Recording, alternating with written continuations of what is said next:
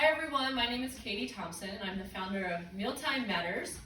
And if you're tuning in, you are most likely the caretaker of a young child.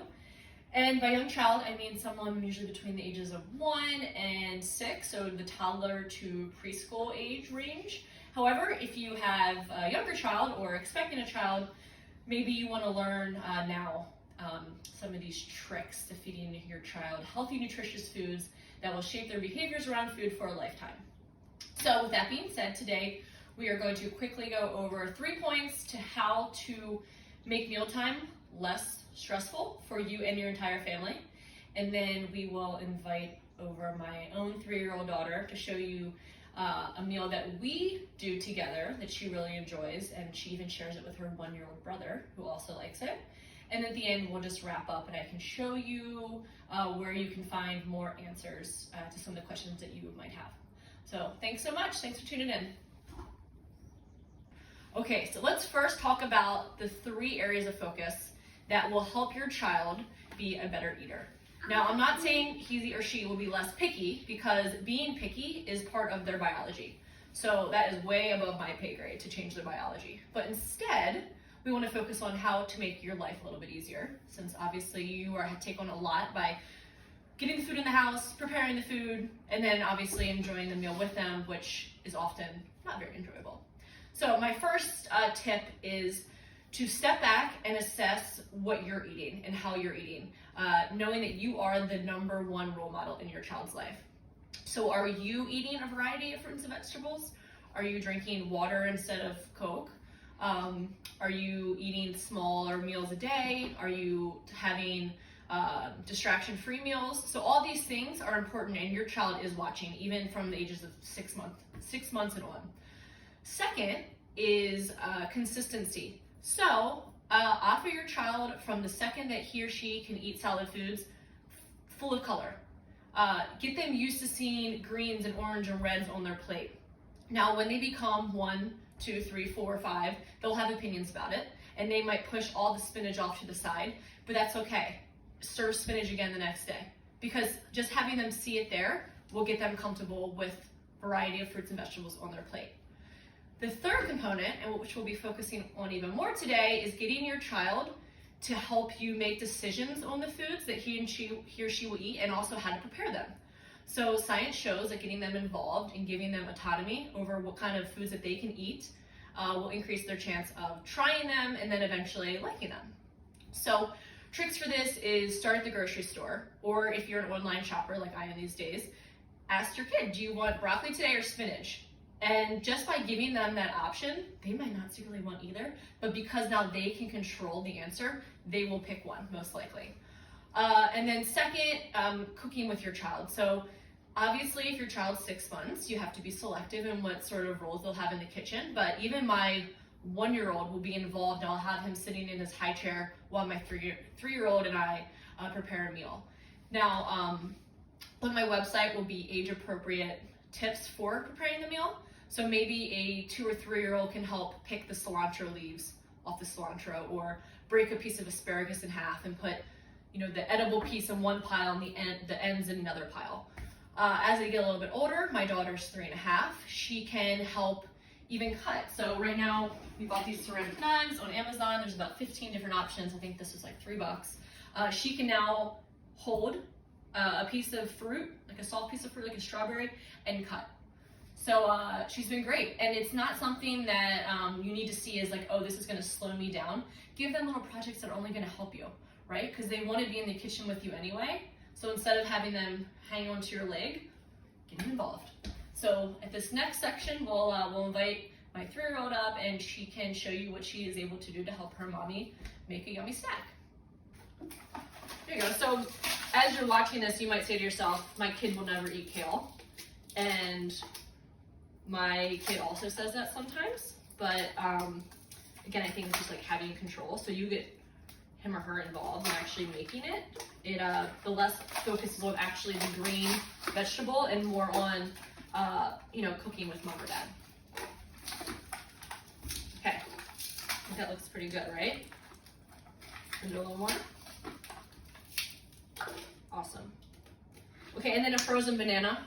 And again, this banana was kind of in its final stage of life, starting to get a little brown. So throw it in the freezer, it makes perfect for shakes. Okay, you can just throw that whole thing in there, even with the green on it. Perfect.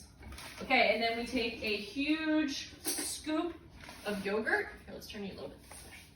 There you go. You take a huge dollop and scoop it on in there. That's perfect. Got it on your finger? There you go, keep banging on the side. And Tegan's getting really good at this. She's had some practice. Expect some disasters along the way. Like yogurt splattered all over the kitchen, but that's okay. Right? It's a learning process.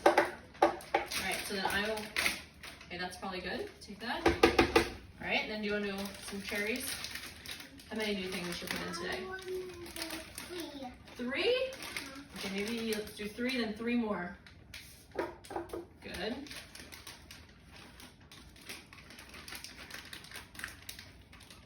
So we do cherries, strawberries work, a fruit medley, anything that you think you and your family might like, whatever is on sale that week at the grocery store. And then, we usually don't do a carrot, but we had carrot, so let's try a carrot. Throw the carrot in there.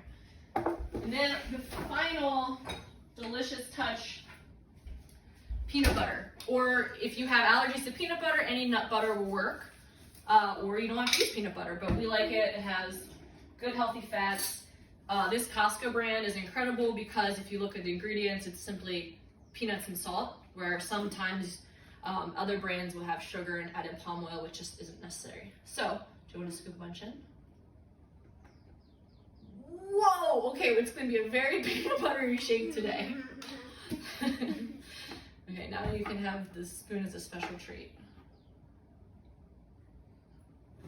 All right, so don't put it back in there though. And then I add water. Try to get the water as cold as possible. You can also throw some ice cubes in. We don't have an ice maker, so we just rely on fresh Seattle cold water. Okay, and as I mentioned, we lost the lid or misplaced it temporarily, so let me grab a plate. Okay, so that's like that, and then Tegan knows how to push the button, so bear with us, it takes about a minute. So maybe you can take some notes at this time or just sit back and relax for a minute. Okay, push them.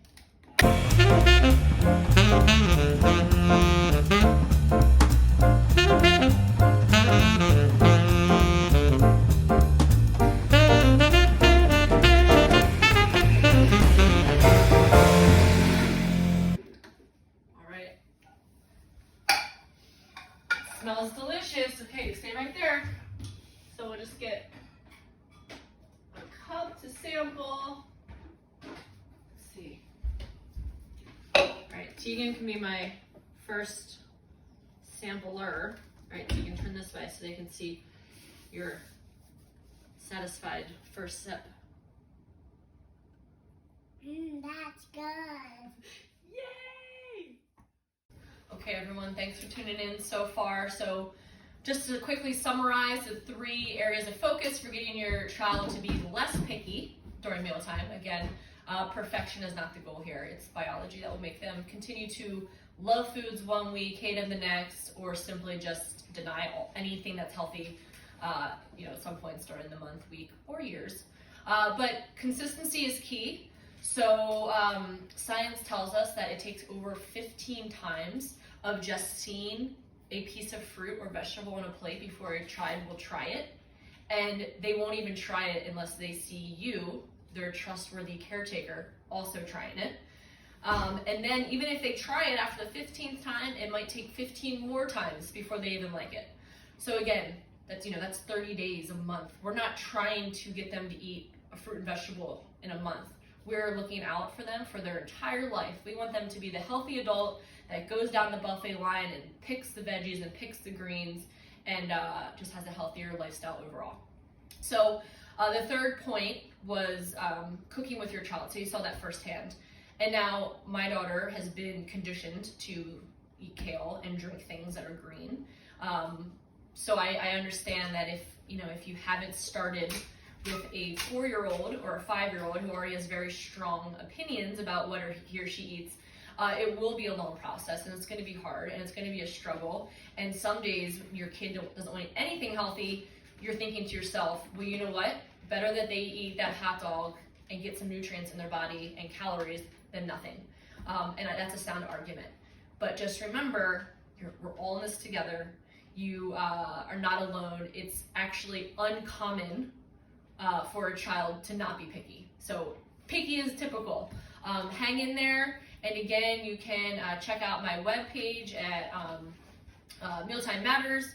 And if you are in the Seattle area, please come and join a workshop, 2-hour-long workshop that teaches basically what we talked about during this quick 12-minute video, and then also has an entire hour dedicated to cooking and preparing kid-friendly meals and answering questions that might be specific to you and your family.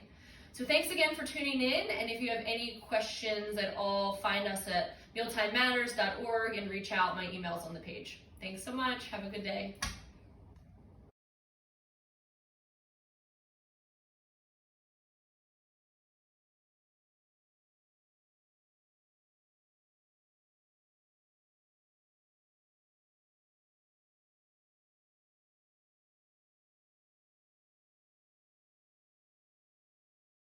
I'm dying. This is good. Taking our around for the Yeezys. What is it? Is it Yeezys time? Good morning. This is good.